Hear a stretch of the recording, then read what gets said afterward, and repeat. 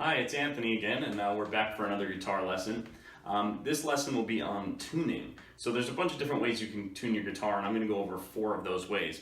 The first one is really easy. It's buy a tuner. I recommend the Snark tuner. I have a Super Snark, it's called, but anything like it, any clip-on tuner is great. You can also get a pedal tuner as well if you want to spend a little bit more money. But the Snark is great, and so basically what it will do is, if you remember from last lesson, we have E, A, D, G, B, E. Those are our 6 strings. What it's going to do, and I hope you can see clearly that I'm tuning my low E string, and it's going to give you, first of all, the letter on the Snark of the string name. So we have the low E there. And then if you have that solid blue, or on another Snark it might be a different color or whatever, but it's going to be right in the center there. That means it's in tune. If I went flat for any reason, it's going to either go so flat that it shows you a different note, or it's going to be an E, but in the red there or on the left is going to show that it's flat. If the pitch is too low, it needs to come up. So what you're going to do is turn your tuning peg away from the guitar to tighten it, and then you are back in tune. And what you want is a solid blue. Sometimes when you first strike the string, it'll go a little sharp and then kind of come back in tune, and that's fine. Okay, so then you would go on. Obviously, if it goes to the right in that green section, then you are too sharp, and then you'd have to turn the tuning peg back towards the guitar to lower it. So that's using a tuner. So that's number 1. Number 2, if you are playing in a band or you have a piano at home or whatever, you can actually just use a piano and try and match the pitch. So that would be the second option. And those are both options that, as long as you know the piano is in tune, or you're using an electric piano, they're kind of foolproof as long as you can match it well enough from the piano. And obviously, if your tuner is working, it's going to put you perfectly in tune. The next 2 options I'm going to go over are tuning options that will put you in tune with yourself. So the guitar will be in tune with itself. It'll be in relation to the other strings. So let's say that beautifully tuned E string that I just tuned, I'm down here now. I'm not really perfectly tuned to E. With these other ways, I can still make the guitar sound good in relationship to itself. So we're gonna, let's say we're a little bit flat here or whatever on that E, but I'm going to tune the rest of the guitar to that E. So here's the trick. It's called the 5th fret trick. So 1, 2, 3, 4, 5. Remember, that's our second dot on the guitar. Some guitars might not have a dot on the 3rd, but and some guitars have a dot on 1. But 1, 2, 3, 4, 5. I'm going to play the 5th fret on that E string, and that should be the same note as an open A. So obviously they're different because I just detuned my E. Now really quickly you're going to see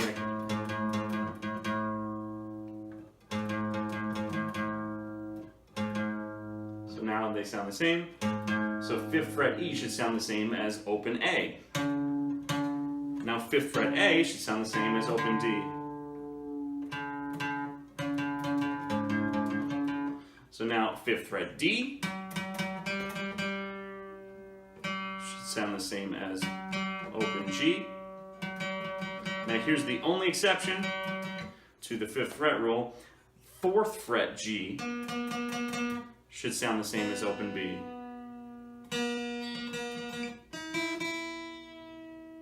And then you're back to 5th fret, so 5th fret B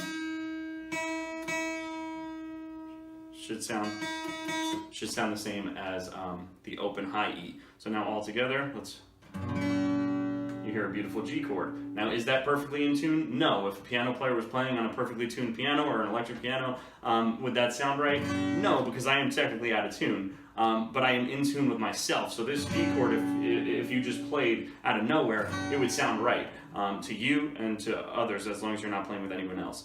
So that's the 5th fret way. The other way is with harmonics. So this is kind of a little bit more of an advanced technique, the harmonics, but I'll go over it anyway because a lot of people like to tune this way. It's probably even a little bit more accurate than the 5th fret rule. So to make a harmonic, what you're going to do is you're going to try and pluck or pick down closer to the bridge. You're going to lightly lay one of your fingers right over the fret, the actual fret, the metal piece of a string. And so a 5th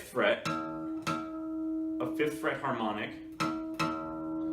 on the E should match the 7th fret harmonic on the A. And you see that they do, because the guitar is in tune with itself. Same thing for the next strings. A, 5th fret A should be just like 7th fret D. So again, you're lightly pressing your finger down, you're plucking, and then you're going to release rather quickly.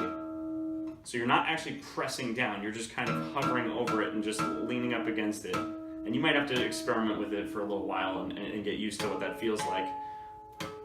But 5 should sound like 7 on the next string. So again, A5 sounds like D7. D5 sounds like G7. And then here we go again, we have the exception. This is a hard harmonic to get, but G4 should sound like B5. And then B5 should sound like E7.